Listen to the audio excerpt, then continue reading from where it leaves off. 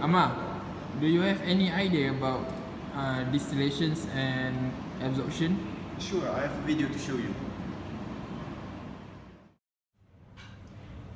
Assalamualaikum warahmatullahi wabarakatuh.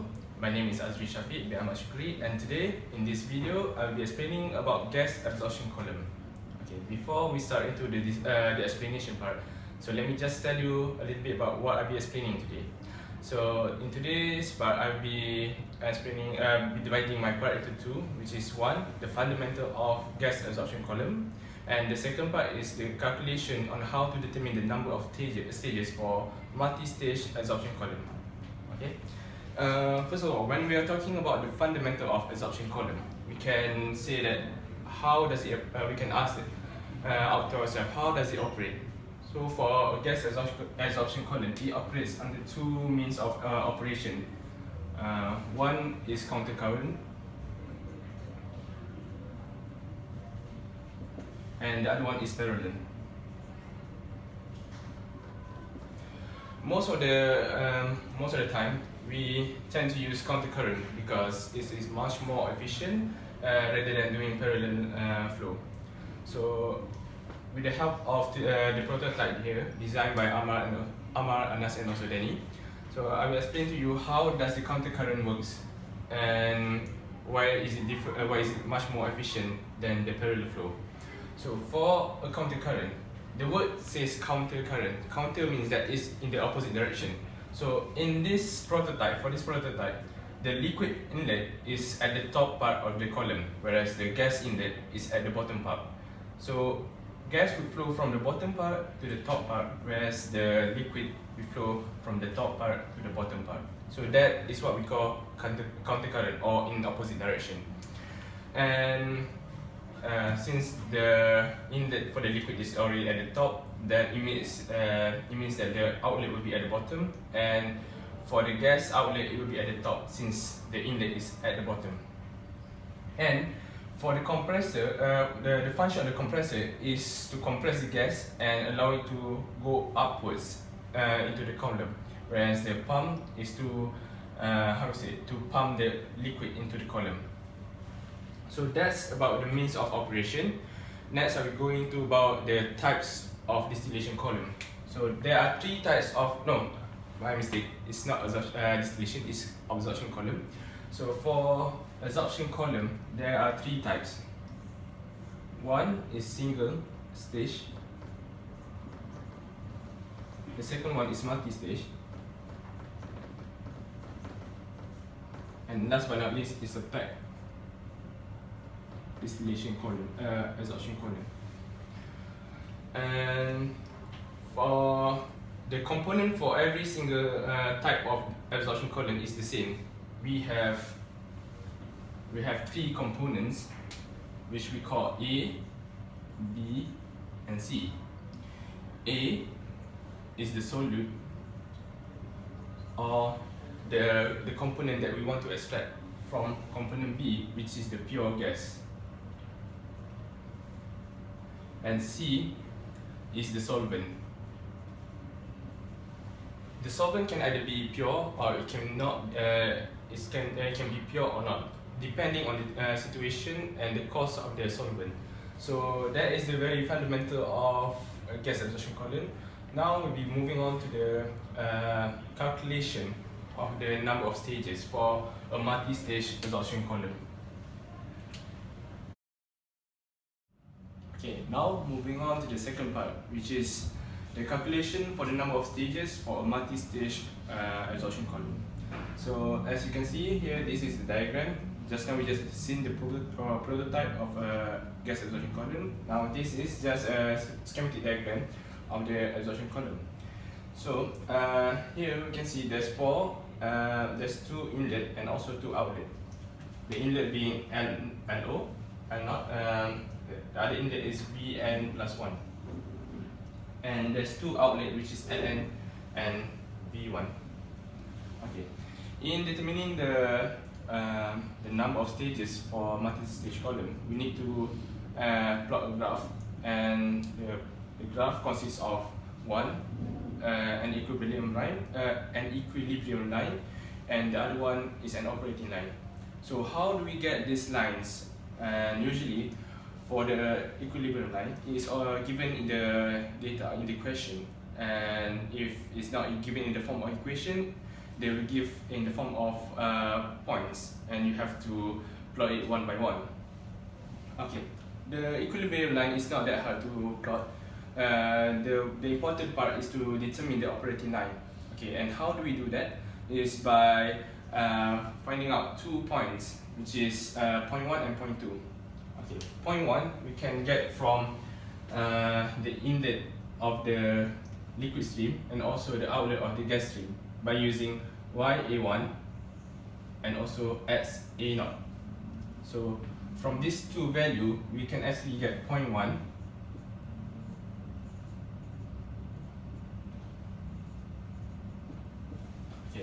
and by using the XAN value and also YAN plus 1 value, we can get the second point, which is P2 XAN YAN plus 1. So these are the 2 points needed to construct the operating line. And in order for you to get this value, you have to do the material balance first and make sure that your material balance is correct. If you got the material balance wrong, it means that you have trouble in constructing your operating line. And once we have find out the operating line, find out the points like point 1 and point 2, we can use this point to determine the scale for the x and y axis. If you use too big of a scale, then your operating line will be too small on the graph. Whereas if you use a really small scale, then not all of the points will be on the graph. So make sure that you find out the points, the 2 points first before determining your scale for the graph. Okay. Once you have gotten your P1 and P2 and you know what kind of scale that you should use, then you can construct your graph. The graph should be y against x graph, and once you have determined all the scales for it, then you can now construct the equilibrium line based on the given information. It can either be in the form of equation or in the form of points, like I mentioned before.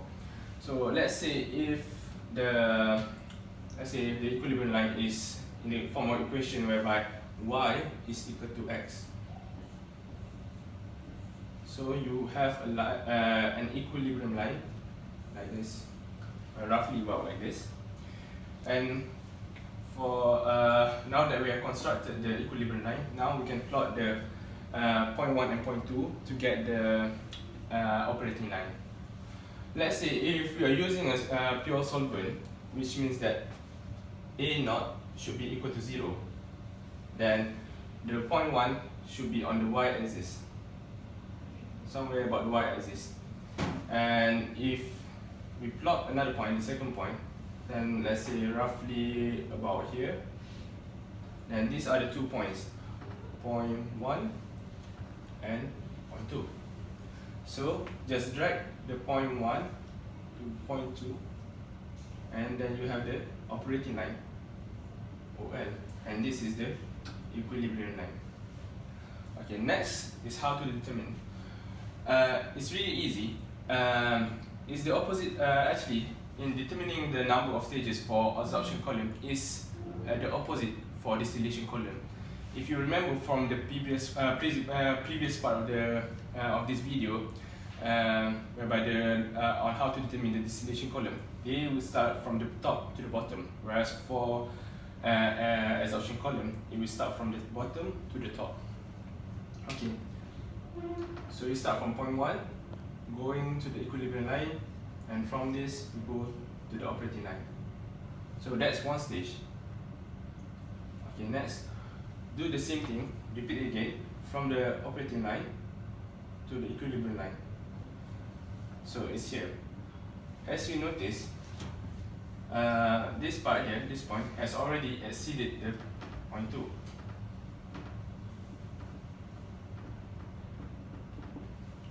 but it's okay. You can still this part is still significant, and the way to determine is by counting the number of boxes. If it were on a actual graph paper, then you would know how the number of boxes, and just calculate this part. Okay, let's say the whole part here, the whole line, is 10 boxes, and the part here is 5 boxes. So you have 5/10, which means it is 0.5. So here it actually means it's 0.5 stages. So you add 0.5 with 1, then you get the total number of stages equals to 1 plus 0.5, which is 1.5 stages. So that's how you determine the number of stages for a multi-stage column for absorption column. So thank you.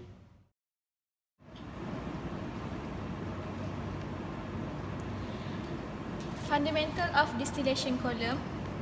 Distillation is a process where a liquid or vapor mixture is separated into its component fractions of desired purity by the application and removal of heat. This is also a method of separating mixtures based on differences in their volatilities in a boiling liquid mixture. In general, distillation process means distillate mixture to get pure product. For example, mixture A plus mixture B and we get mixture B. For direction of diffusion, liquid, it has a low volatility, heavy component and high boiling point. It diffuses from top to bottom. And for vapor, it has a high volatility, light component and low boiling point. Vapor diffuse from bottom to top. This is the keyword to differentiate for top and bottom component. First, it must have higher temperature difference between both components. And for boiling point, it also have great difference between them. This is example for liquid. Heavy component, higher boiling point, low volatility, and it's easy to escape from top to bottom. For the stream, we have three main stream, which is feed, distillate, and bottom. In feed, the mixture is in liquid phase. Distillate, we can build ROL, which is rectifying operating line, and for bottom, we can build stripping operating line. So the equation is feed equal to distillate plus bottom. So this is McCabe-Till diagram for normal reflux. We have first to plot the 45-degree line and vapor liquid equilibrium line. Then we have to find XF, XB, XD. First, plot the ROL section or ROL line. Then Q line and SOL line. From XD, draw a horizontal line to equilibrium condition from here to here for stage 1. Then draw a vertical line downwards towards the rectifying OL. For second stage, draw a horizontal line to the equilibrium and again draw a vertical line downwards for second stage. Then repeat these steps until you reach after point. Count the number of stages from top to bottom and subtract it by 1 to consider a reboiler. There is difference between total reflux, minimum reflux and normal reflux. Minimum reflux is when the ROL and Q is intersect to the VLE line, and the difference is also Y star, which R minimum over R minimum plus 1 X star plus 1 over R minimum plus 1 XD, and R min is equals to XD minus Y prime over Y prime minus XD. Total reflux is when there is no ROL and the stages is minimum. Habis. Assalamualaikum warahmatullahi wabarakatuh. My name is Muhammad Izazwan and I will explain about the prototype that we have done. Okay, this prototype basically is the prototype of a packed bed column for distillation process. This packed bed column is also usually used for the absorption process, but also can be used for distillation process. Okay, one of the advantages for using this packed bed column is that it provides a larger surface contact area for a vapor liquid mixture. So eventually it will increase the efficiency of the column. Okay, let us look at the main component of the distillation process. There are 5 main components, which are distillation column, condenser, reflux drum, pump and reboiler. Each of these components has their own function. Okay. When the feed, which is a vapor liquid mixture, is going through inside the distillation column, the distillation column will be set in a certain temperature to separate the mixture. So the more volatile mixture will become the top product, and the less volatile will become the bottom product. Okay. So for the top product, it will going through for the top line and will be condensed in the condenser, and then go by another. So from the top product, it will be reflux when it reaching the reflux drums. So reflux is basically that the portion of tower condensed of head liquid product that is cycled back to the top of the tower where it flow downward to provide cooling and condensation of the upflowing vapors. So then we look for the bottom product. So when the mixture is going to the bottom product line, some of the volatile mixture is still inside the bottom mixture. Then it will going back to the reboiler to make sure that the bottom product is not still mixing with the bottom product, which is the more volatile mixture.